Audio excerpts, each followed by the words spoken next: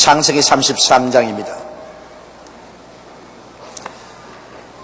우리 창세기 32장에 보면은 야곱이 야복 나루토에서 환두뼈가 어그러지고 옛날에 야곱은 그 자리에서 다 깨어져 버리고 사기꾼이란 이름은 버리고 이스라엘 즉 하나님과 다투어 이긴 사람, 하나님의 왕자, 이와 같은 이름으로 바꾸어졌다는 사실을 우리가 잘 알았습니다. 여러분, 오늘 예수를 믿고 하나님 앞에 나오는 사람들은 대소를 불구하고 모두 다 하나님이 꺾으십니다. 이 꺾이지 않은 사람은 하늘나라에는 못 들어갑니다. 왜냐하면 아담과 하와가 에덴 동산에서 하나님께서 하지 말라는 것을 자기 고집으로 하나님의 말씀을 꺾어버리고 나아가셨습니다. 동산에 있는 모든 실과는 다 먹되 선악을 아는 실과는 먹지 마라. 먹는 날에는 너희가 반드시 죽으려고 했는데 이 하나님의 말씀을 꺾어버리셨습니다. 자기 고집대로 행했습니다. 그래서 타락했습니다. 신본주의가 아니라 인본주의입니다. 하나님 중심으로 사는 것이 아니라 자기 중심으로 살고, 하나님 뜻을 쫓는 것이 아니라 하나님 뜻을 꺾어버리고 자기의 뜻을 세웠습니다. 그렇기 때문에 이제는 우리가 신본주의로 돌아오기 위해서는 인본주의를 꺾어야 됩니다. 하나님의 뜻을 따르기 위해서는 자기의 뜻을 꺾어야 됩니다. 이러므로 하늘나라에 들어오기 위해서는 꺾이지 않고는 들어올 수가 없고, 하늘나라에서 우리 신앙이 자라기 위해서는 계속 꺾여야 됩니다. 계속 꺾여야 됩니다. 이러므로 우리 신앙 일생 동안 우리는 꺾이는 체험을 합니다. 하나님께서 적게 사용할 사람은 적게 꺾고, 하나님이 큰 일을 맡겨서 크게 사용하려고 하시면 하나님이 크게 꺾습니다. 그러므로 예수 믿는 사람들은 언제나 꺾여야 된다는 것 잊지 마십시오. 이 꺾이는 것이 하나님이 형형색색의 방법으로 꺾습니다. 하나님은 가족들로 인해서 꺾으시기도 하고, 가장 친한 친구들에게 의해서 꺾이기도 하고, 원수에 의해서 꺾기도 하고, 환경에 의해서 꺾기도 하고, 건강에 의해서 꺾기도 하고, 사업을 통해서 꺾기도 하고, 좌우간 우리의 고집을 하나님께서는 꺾어서 우리로 하여금 하나님의 뜻에 깊이 순복하도록 만드는 것이 하나님 뜻입니다. 그래서 우리가 꺾일 때마다 우리는 죽습니다. 꺾일 때마다 우리 옛사람 야곱은 죽고 이스라엘이 살아나는 것입니다. 여러분의 이름이 다 야곱인데 이 야곱이 죽고 우리가 점점 이스라엘로 꺾임을 받아서 변화되어야 되는 것입니다. 꺾이지 않고는 이스라엘이 안 돼요. 그리고 야곱이 환두뼈를 얻어맞고 쩔눈바리가 되어서 쩔룩거리고 꺾인 표적이 그 그림그려 있는 것처럼, 여러분, 우리 예수 믿는 사람은 우리 생애를 들여다보면 크고 작은 상처가 우리 생애 속에 다 있습니다. 여러분, 상처 없는 사람 없어요. 꺾인 상처가 다 있어요. 크고 작은 꺾인 상처가 우리의 생애 속에 다 있습니다. 이 상처가 많으면 많을수록 많이 꺾인 사람입니다. 이 상처가 적으면 적을수록 적게 꺾인 사람인 것입니다. 아브라함 보십시오. 얼마나 하나님이 부르시고 난 다음에 억세게 꺾었습니다. 아브라함도 고집이 여간 고집이 아닙니다. 아브라함의 생애를 보십시오. 아브라함만은 고집이 별로 없습니다.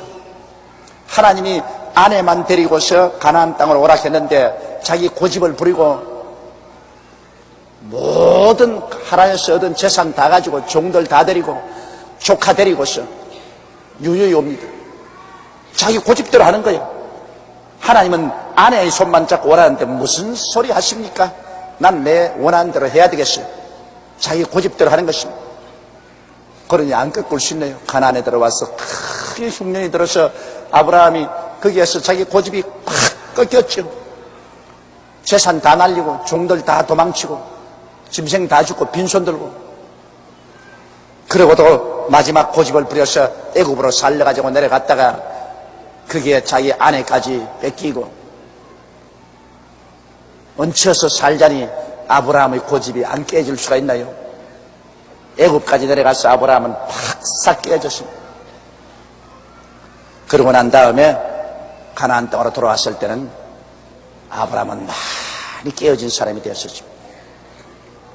그리고 100세가 이르러 아들을 낳은 이삭이 장성했을 때 하나님께서 이제 너 아들, 너 외독자를 모리아산에 제물로 드리라고 할 때, 여러분 얼마나 아브라함이 꺾였기에 두말하지 아니하고 그 아들 데리고 살 길을 걸어 모리아산에 올라가서 제단 세워놓고 그 아들을 묶어서 잡으려고 합니다. 이거 꺾이지 않은 사람은 일 못합니다. 하나님 앞에서 완전히 꺾여버렸기 때문에 이제는 하나님이 시키는 일이면 선악을 분별하지 않습니다. 내 보기에 선하게 보이든 악하게 보이든 상관하지 않아요. 하나님 명령이면 살든지 죽든지 흥하든지 망하든지 성하든지 쇠하든지 그대로 하는 것입니다. 완전히 꺾여버렸었어요. 그래서 하나님께서는 아브라함을 이스라엘의 조상으로 만들 수 있었습니다. 이삭 보십시오. 이삭도 하나님이 안 꺾고 썼습니까? 이삭은 모리아산에서 순식간에 처절하게 꺾였었어요. 하나님이 너 죽으라 하는데 예, 죽겠습니다 하고 자기 자신을 내놓았으니 안 꺾인 사람 치고 여러분 그렇게 할 수 있습니까? 이 세상 사람 치고 자기 목숨을 사랑하지 않은 사람 누가 있어요?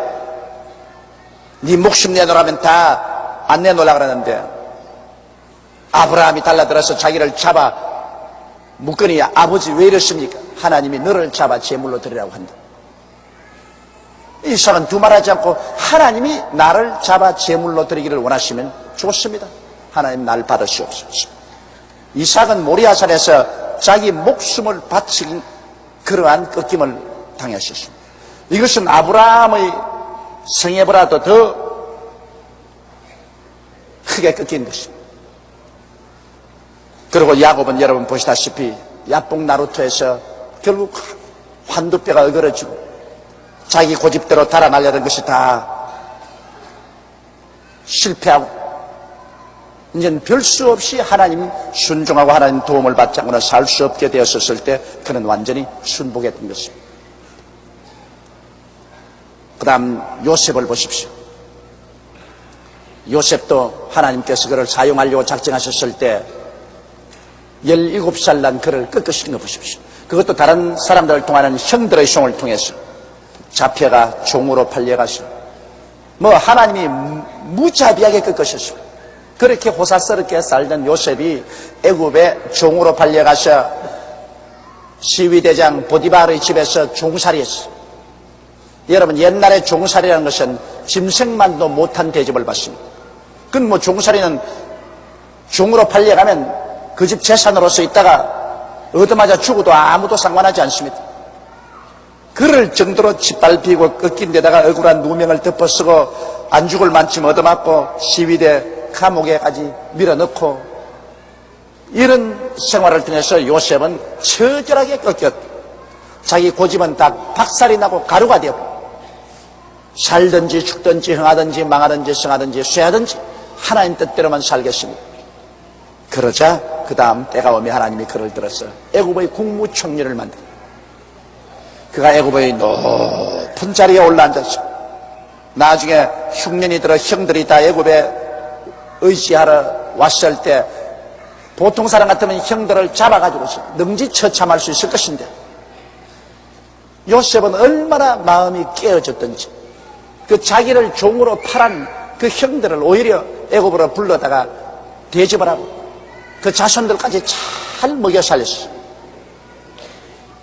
그 다음에는 또 모세를 보십시오. 모세는 나이 40에 장대한 청장년으로서 지혜와 지식이 뛰어나고 웅변이 달변이고 체력도 좋고 당당한 사람이었습니다만 꺾이지 않았었습니다. 그가 이스라엘 백성을 구원하겠다고 도모하자 하나님이 그를 꺾으셨습니다. 그가 애굽 사람을 한 사람 쳐 죽인 결과로 애굽에서 쫓겨나서 미디안 광야에 가서 하나님께서 40년 동안 내던져버리셨습니다. 여러분 발랄한 청년이 그 화려하던 애굽의 왕궁에서 자란 그가 이 미디안 광야로 버림을 받아서 거기서 40년 동안 목동 생활을 합니다. 아무도 알아주는 사람 없고 아무 친구도 없는 곳에 바람소리, 새소리, 뜨거운 태양, 모래밭밖에 없는 곳에 짐승떼를 끌고 이리저리 헤매며 40년을 지난 동안에 모세는 많이 깨어졌습니다. 울기도 많이 울고 통곡도 하고 탄식도 하고 몸부림도 치고 그러면서 옛날 모세는 죽었습니다. 다 깨어졌습니다. 나중에 호렙산에서 가시는 굴에 하나님의 성령의 불길이 타오르는 곳에서 하나님이 말씀하셨습니다. 모세야 모세야 이제 애굽에 가서 내 백성을 구원할 때 모세는 아버지요 나는 말도 할 줄 모르고 아버지께서 시키시는 일을 또 못합니다. 다른 사람을 택하소서. 그 교만도 그 자신도 다 깨어지고 가루가 됐습니다.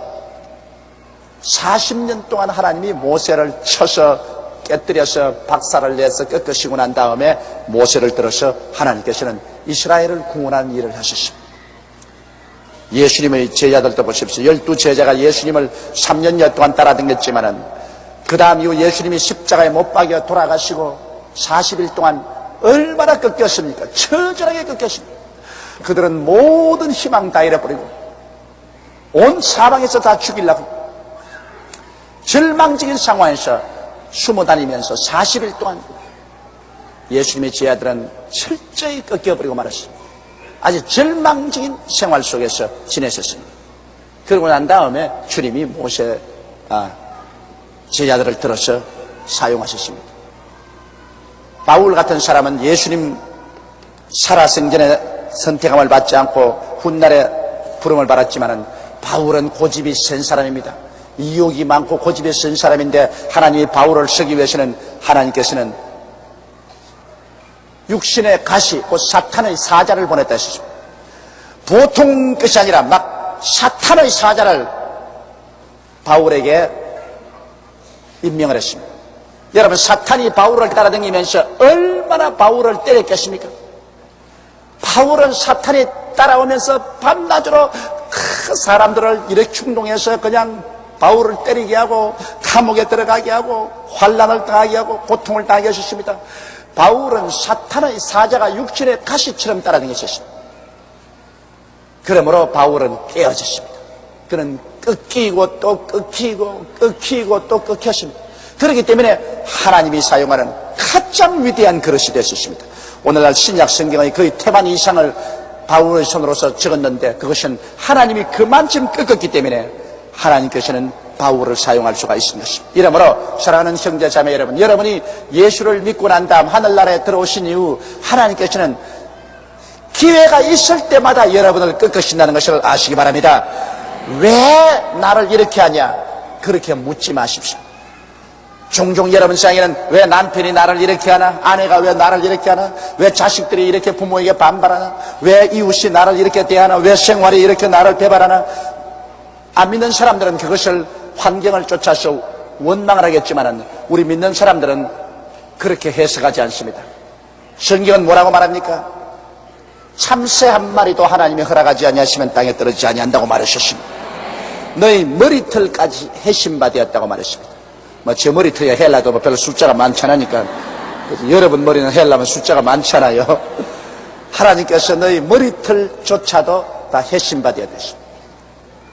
그러므로 하나님께서 그렇게 여러분을 보고 관심을 가지신 하나님께서 여러분에게 그런 것 왜 다가오게 할까요? 여러분을 깨뜨리기 위한 것입니다. 그러므로 여러분에게 시험 환난 다가올 때 원망하지 마십시오. 이웃을 원망하는 것은 어리석은 일입니다. 여러분을 하나님께서 깨뜨리려고 하는 것이기 때문에 이런 일이 다가오면 여러분은 하나님 그 발 앞에 엎드려서 깨어져야 되는 것입니다. 하나님, 내 고집이 깨어지게 하여 주시옵소서. 하나님 아버지여, 나의 모든 인간적인 것이 깨어지고 하나님 앞에 순보하게 하여 주시옵소서. 깨어지면 하나님이 같이 하여 주시는 것입니다. 그러므로 우리 기독교 신앙생활에는 깨어지면 이기고 자기 고집을 부리면 집니다. 깨어지면 살고 자기 고집을 부리면 죽습니다. 바로 이 33장에 보면 이제 깨어진 야곱이 하나님을 의지하고 400인의 군대를 거느리고 죽이러 오는 형을 향해서 이제 걸어 나갑니다.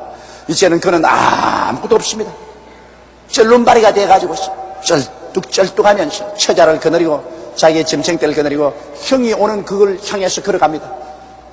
그러나 여기에 야곱이 이제 탐대하게 걸어갈 수 있는 것은 그는 깨어지기 때문에 그는 이제 자기의 지혜도 의지하지 아니하고 자기의 지식도 자기 육신의 팔도 의지하지 아니하고 하늘과 땅을 지으신 만군의 야훼 하나님을 의지하고 그는 걸어가기 시작하는 것입니다. 깨어지면 하나님이 우리 편에 서서 계신 것입니다. 안 깨어지면 하나님이 우리의 대적이 되어서 우리를 치시지만은 깨어지면 하나님이 책임져 주십니다. 여러분, 싸나운 짐승들은 모두 다 흠산 유곡에서 삽니다. 그러나 유순한 짐승들은 들에서 살고 더 유순한 짐승은 사람의 보호를 받고 집안에서 삽니다. 깨어지고 온유해지면 성경 말씀에 땅을 차지할 것이라고 말씀을 하셨습니다. 하나님이 돌보시기 때문에 것입니다. 야곱이 눈을 들어보니 에서가 400일을 거느리고 오는지라 그 자식들을 나누어 레아와 라헬과 두 여종에게 맡기고 이제 눈을 들어보니 형이 옵니다. 살기 등등해서 400인이 말을 타고 먼지를 구름같이 날리면서 달려옵니다. 뭐 인간적으로 생각할 때 이제는 박살났습니다. 만감이 가슴 속에 스릴 것입니다.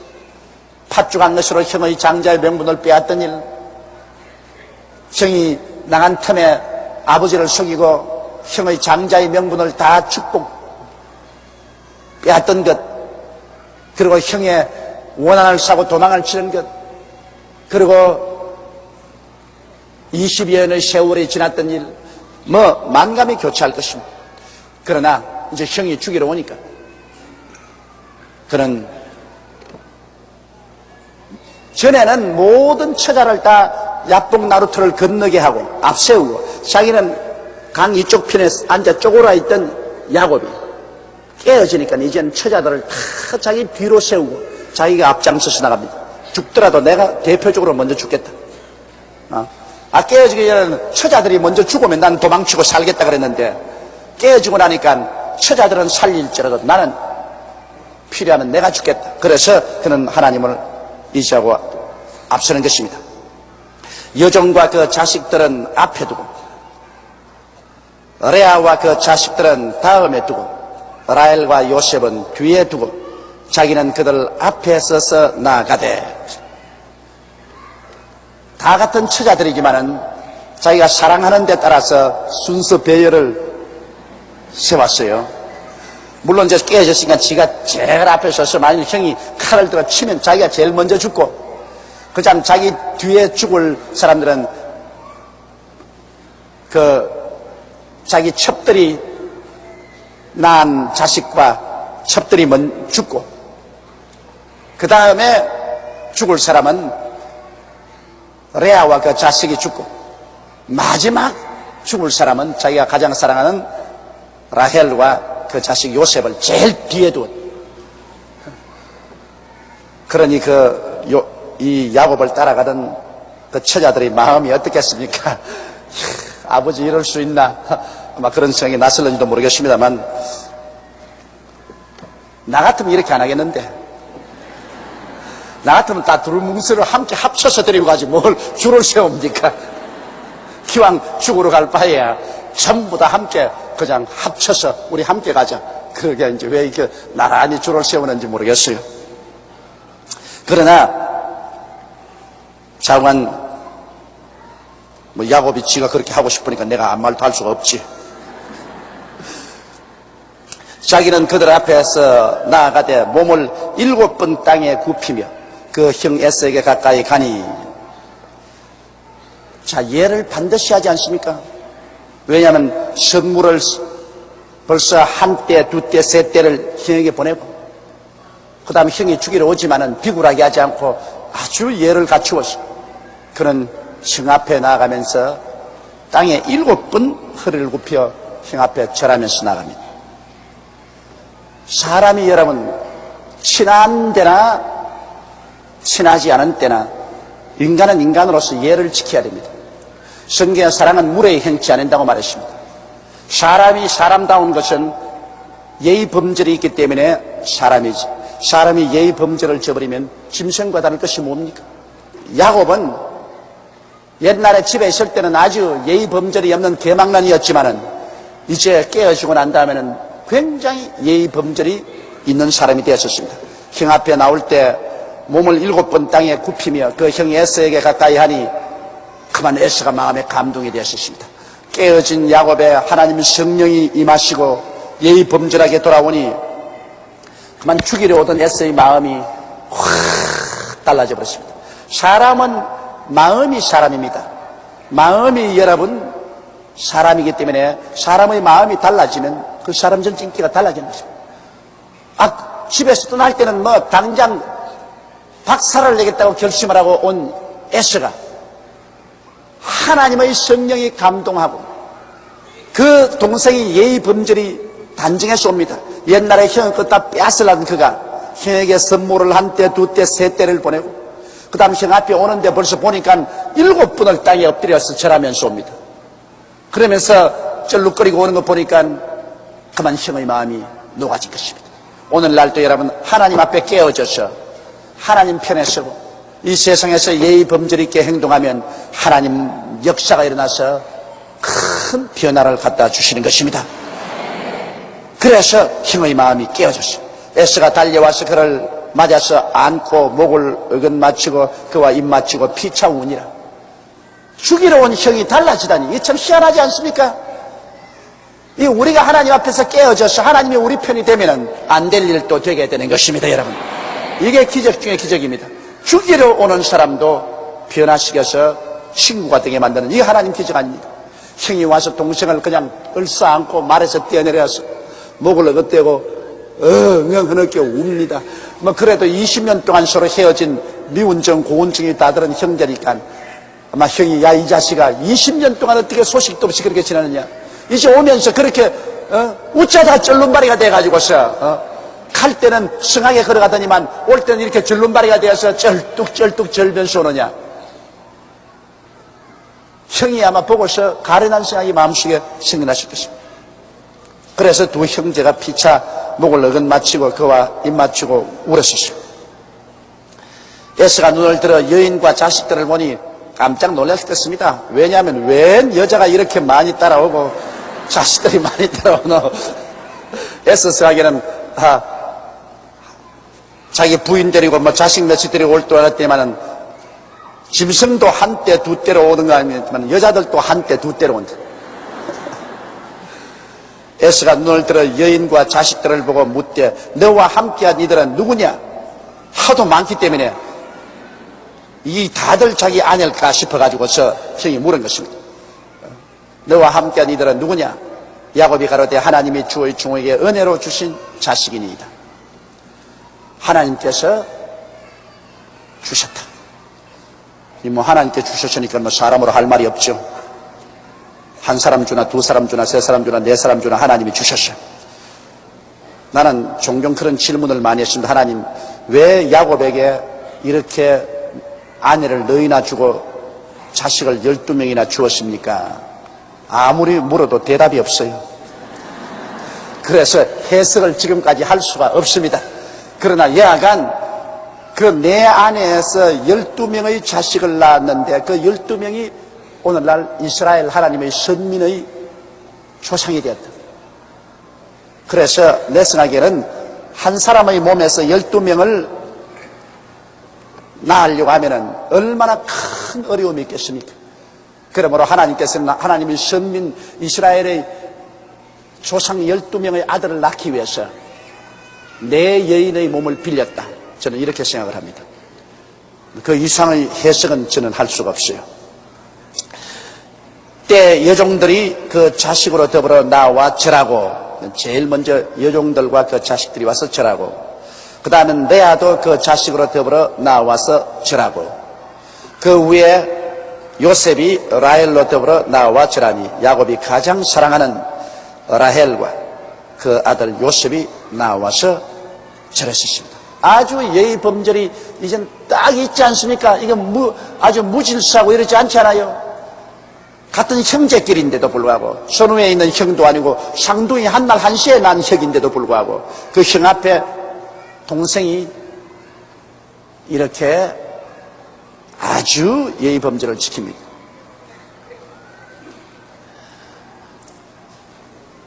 에서가 또 가로되 나와 만난다 이 모든 때는 무슨 까닭이냐. 야곱이 가로되 내 주께 은혜를 입으려 함이니이다. 자, 에서가 알면서도 묻습니다. 너 앞에 오는데 한 때, 두 때, 세 때 오는 짐승들은 이게 무슨 힘이냐? 형님에게 내가 은혜를 받기 위해서 이 선물을 드립니다. 선물이라는 것은 여러분 그거 받아 맛이 아닙니다. 선물이란 그 뒤에 있는 사람의 마음이 있기 때문에 굉장히 값진 것입니다. 자식을 키워놓고 부모가 명절날이나 생일날에 자식이 부모에게 찾아옵니다. 뭐 과일 꾸러미 좀 사고 비린내 나는 생선 몇 토막 가지고 이렇게 찾아오는 거 그거 뭐 그렇게 가치가 있습니까? 그거 뭐 먹어도 크게 유익되지 않고 안 먹어도 소연하는 것도 없습니다. 그러나 그게 그렇게 고맙고 반가울 수가 없어요. 그건 왜냐? 그 선물 자체가 중요한 것이 아니라 그 뒤에 있는 정성이 고맙기 때문인 것입니다. 선물을 드리려면 아무래도 마음 써야 되고 정성을 들여야 선물이 되지 마음도 안 쓰고 선물이 되진 않거든. 그러므로 선물을 드리면 선물을 받는 사람들의 마음을 변화시키는 이유가 그게 있는 것입니다. 이 뇌물이라는 것이 그래서 아주 그 무서운 힘을 가지고 있습니다. 선물을 받고 나면 고마운 성이 생기거든요. 아무리 해도 뭐 빈손 들고 오는 것보다는 고마운 성이 생긴단 말입니다. 고마운 생각이 생기니까 내가 그에게 좀 더 잘 돌봐주겠다는 생각이 생기지 않습니다. 좋은 의미에서 선물이란 참으로 좋습니다. 이 부정한 일을 하기 위해서 선물을 주고 남을 사는 것, 관리를 사는 것, 이것은 절대로 잊지 말아야 될 것이고, 지탄받아야 될 것이지만은, 좋은 의미에서 우리가 서로 선물을 주고 우리의 사랑을 표시한다는 것은 이것은 인생을 살아가는데 참으로 좋은 일인 것입니다. 정말 삶의 바퀴에 기름을 치는 좋은 일인 것입니다. 그러므로 여기에 야곱이 형 에서에게 나오면서 형에게 한 때, 두 때, 세 때의 선물을 보낸 것이 벌써 형의 마음에 기름을 쳤습니다. 처음에 올 때 이건 무엇이뇨? 예, 우리 주인 야곱이 그 형 에서에게 보낸 선물입니다. 또 두 번째에 또 온다. 이건 무엇이냐? 예, 우리 주인 야곱이 그 형님 에서에게 보낸 선물입니다. 또 얼마 더 또 한 때가 온다. 이건 뭐냐? 예, 우리 주인 야곱이 그 형 에서에게 보내는 선물입니다. 이게 에서의 마음에 기름을 친 것입니다. 에서의 마음에 감동이 되는 것입니다. 이 선물, 에서는 벌써 큰 부자가 되어 있었습니다.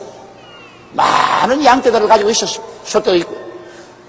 그러나 없어서 그런 것이 아니라, 야, 옛날에 내 것을 훔쳐가던 동생이 이젠 셈이 찼구나. 이젠 이렇게 형에게 선물을 보내면서 오는구나. 미운 생각이 그만 고운 생각으로 변화되고 마는 것입니다.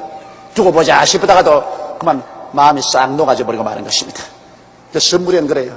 그러니까 부부 싸움하고 난 다음에라도 그냥 가서 나 잘못했다 하면은 그 마음이 안 녹아져요. 부부 싸움하고 부인이 그냥 들어가지고서 밥도 안 짓고 들어 누웠거들랑 남편이 가서 부인 선물을 사요. 선물을. 부인이 좋아하는 옷을 산다든지 화장품을 산다든지 선물을 사가지고서 그래서 가서 여보 나 잘못했어 그곳을 안 돌아보다가 머리맡에 두고 가면 나중에 문 닫아놓고 있으면 자기 혼자 뜯어본다고. 뜯어보고 마음이 싹 녹아져 버려요. 마음이 녹아져 버려요. 뭐 결국 나하고 싸웠지만 속은 안 그렇구나. 속은 날 생각하고 있구나. 그런 마음이 생기거든. 말만 가지고 나 잘못했어. 그거 별 효과 없어요. 또 부인도 한 가지지. 남편하고 서로 마음이 상해서 서로 대화가 안 되더라도 남편이 좋아하는 음식이라든지 생활일용품이라든지 해가지고서 딱 남편에 갖다 주면은 남편이 그런 건 안 해. 안 봐. 그러고도 나중에 본다고. 그거 보고 마음속이 달라져요. 그러면 그렇지. 그래도 제일 낫다. 그런 생각이 생기는 것입니다. 그러니까 사람이라는 것은 이 선물을 드리는 것 참 중요해요. 이렇기 때문에 하나님도 우리가 선물을 드리면 마음이 달라지신다고요. 하나님에게도 빈손 들고 나가지 말고 짐승을 잡아서 옛날엔 제물을 드리고, 오늘날에 와서 우리 하나님께 나올 때 빈손 들고 나오지 않고 하나님께 선물을 들고 나오면 하나님 마음도 달라집니다. 성경에 보십시오. 고넬료가 많이 구제하고 기도를 많이 했. 하나님 마음이 뜨거워졌어요. 하나님 마음이. 그래서 천사를 보내서 요바에 있는 시몬 베드로를 청하라고 해서 구원을 주셨다. 바울 선생이 로마의 감옥에 갇혔을 때 빌립보 교인들이 선물을 보내셨습니다. 바울이 그 선물을 받고 난 다음에 뭐라 했습니까? 이는 향기로운 제물이요 하나님을 기쁘시게 한 것이라. 하나님의 사업을 위해서 빌립보 교인들이 선물을 바울 선생에게 보냈을 때 하나님 사업을 한 바울이 이것을 받자 말자 성령이 감동해서 그 입을 통해서 말씀하기를 이는 받으실 만한 향기로운 제물이요 하나님을 기쁘시게 한 것이라. 그 다음에는 하나님 뭐라 했습니까? 하나님께서 그리스도 예수 안에서 그 영광 가운데 풍성한 대로 너희 모든 설 것을 더하시리라. 할렐루야. 이러므로 여러분, 선물이라는 것은 사람의 마음만 변화시키는 것이 아니라 하나님의 마음도 변화시키는 것입니다. 제가 가만히 신앙생활 하면서 기도를 해보면요, 확실히 드러나요. 그냥 맹숭맹숭하게 오는 분도 제가 기도를 하는데 여기에 뜨거운 힘이 솟아오르잖아요. 성령의 힘이. 그냥 축복을 하는데. 그러나 힘에 겹도록 하나님 나라를 위해서 선물을 가져온 사람, 11조나 건축원금이나 선물을 가져온 사람은 이상하게 제가 안수를 하고 기도하면 여기 마음속에 뜨거운 김이 올라와요.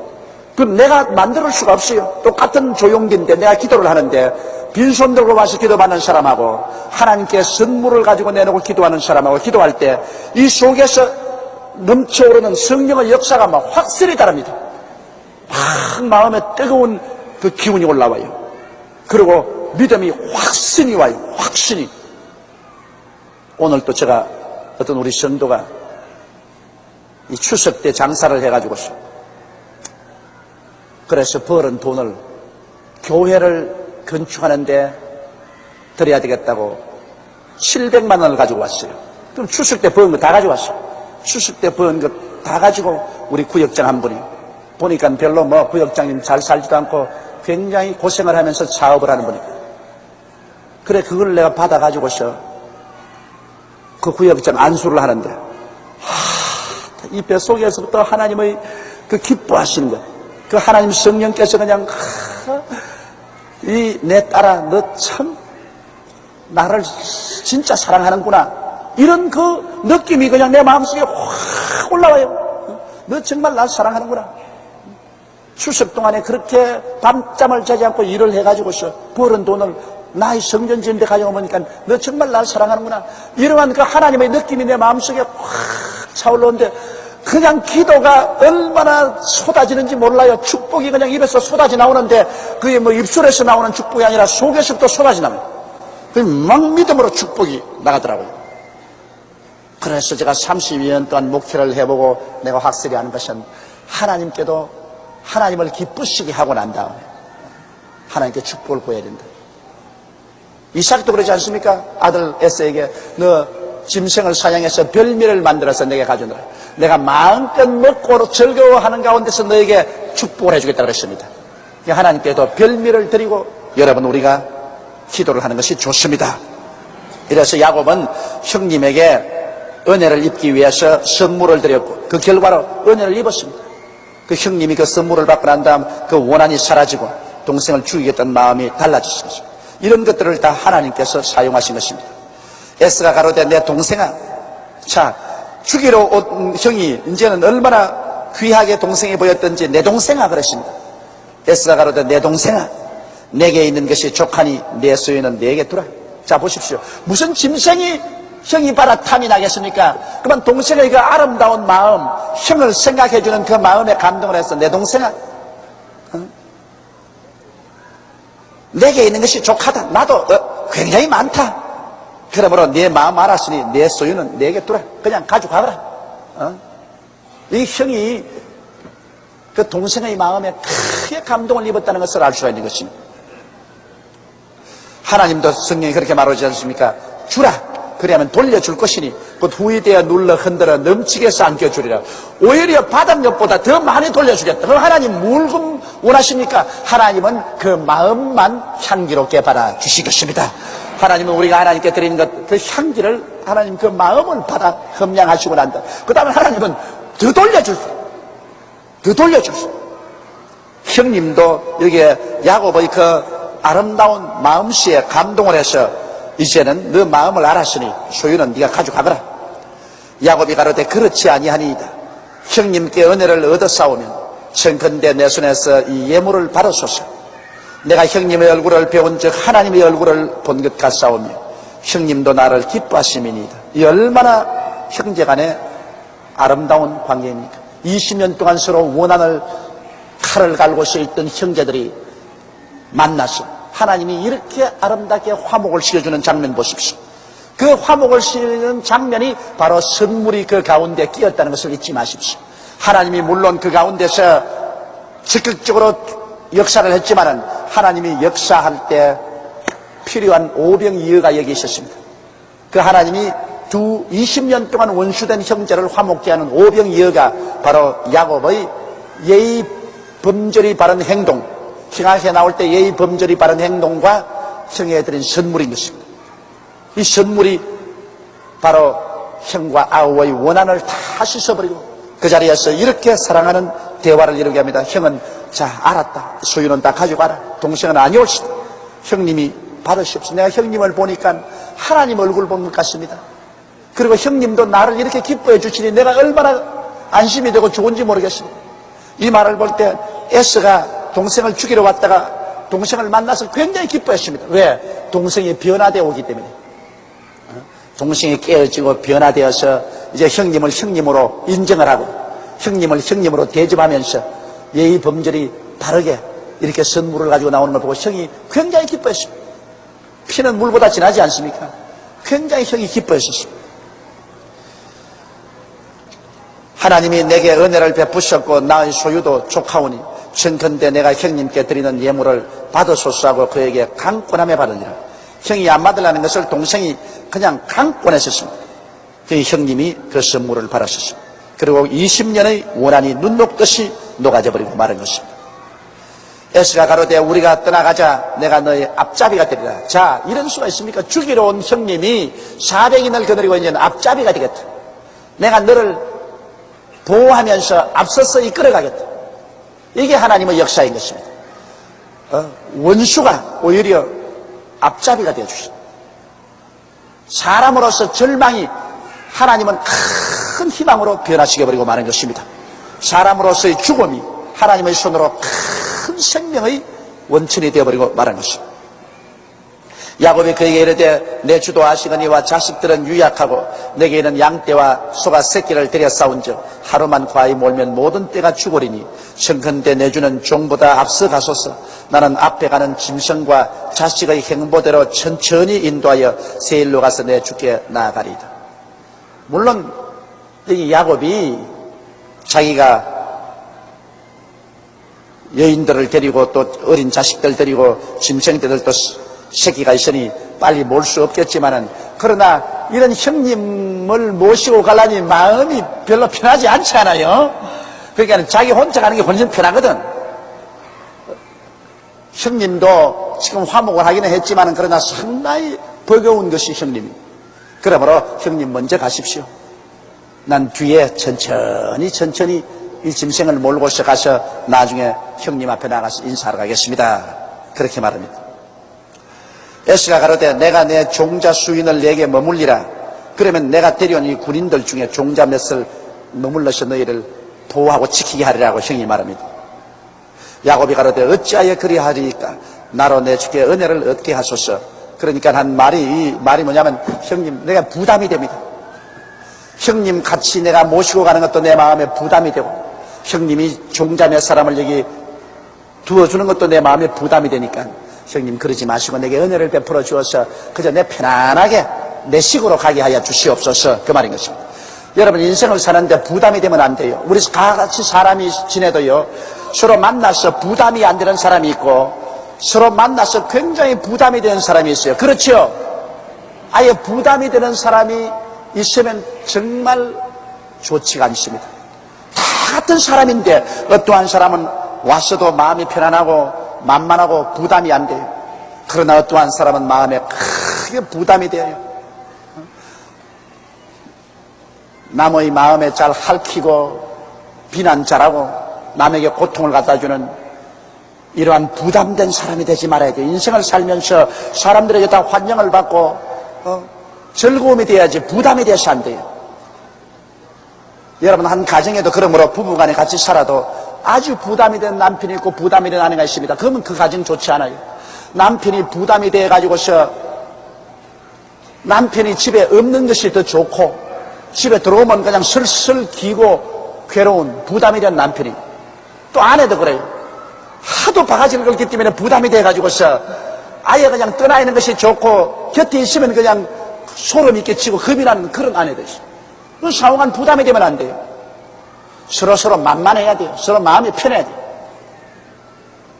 이것은 인생을 살아가는데 여러분 참 중요합니다. 그러므로 자기 스스로가 부담이 되는 사람인지 아닌지를 깨닫고 깨어져 가지고서, 부담이 되는 사람은 절대로 부담이 되지 말아야 되는데, 여러분 부담이 되는 사람은 그걸 몰라요.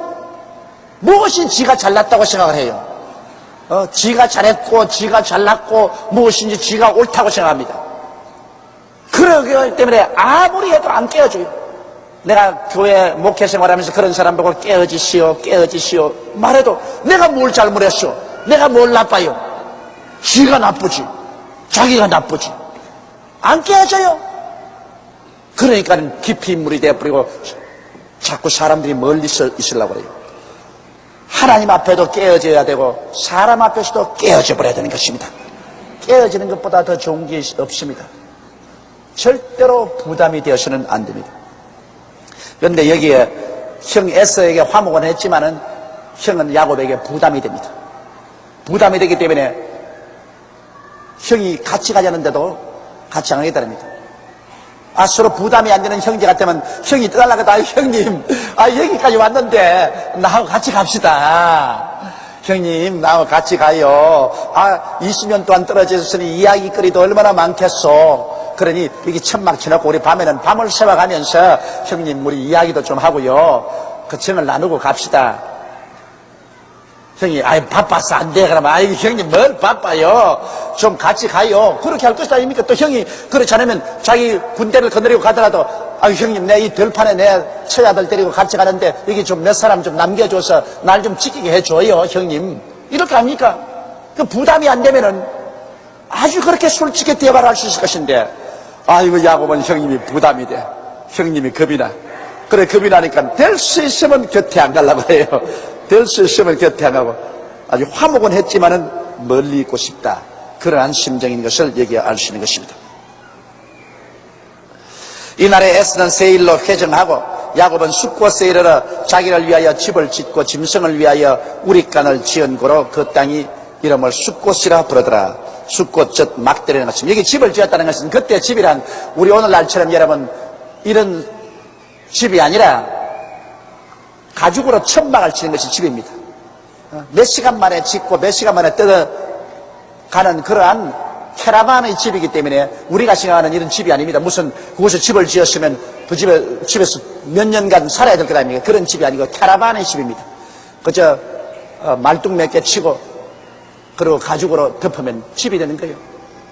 그래서 그곳에 캐러반의 집을 짓고 짐승들의 우리도 치고 그곳에 잠시 머물렀으니 그게 천막을 치고 있었다 해서 이름을 숫곳이라고 했습니다.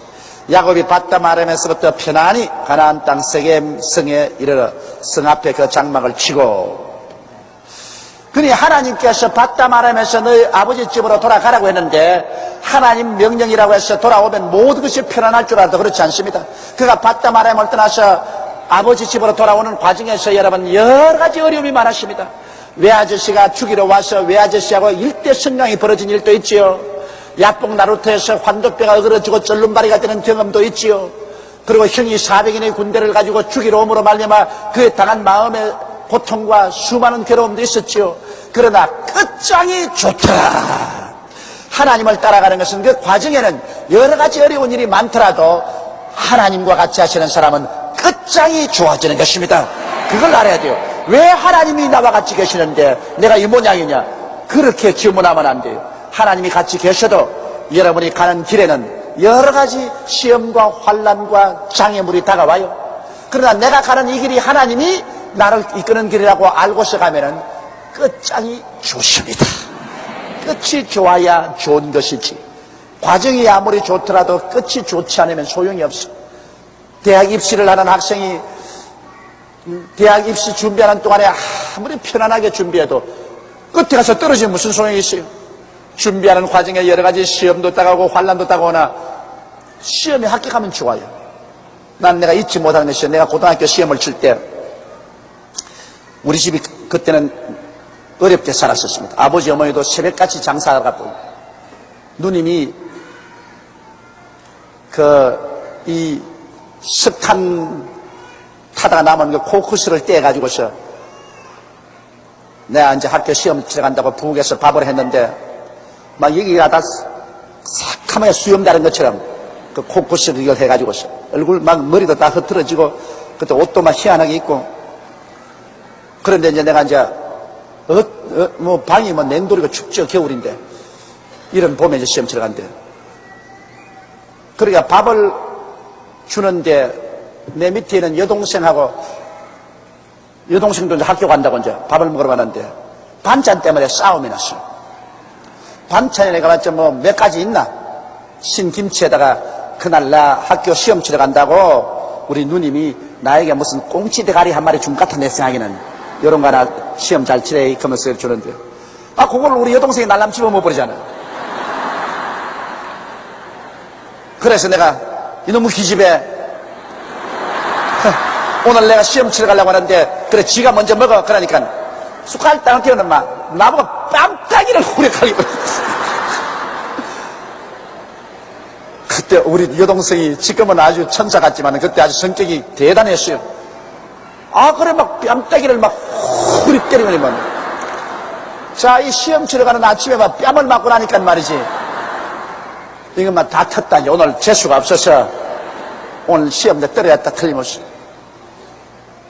그래가지고서 내가 또 가만히 있는 지가 있어요. 저도 성깔이 있으니까 내가 또 한 대 때렸다.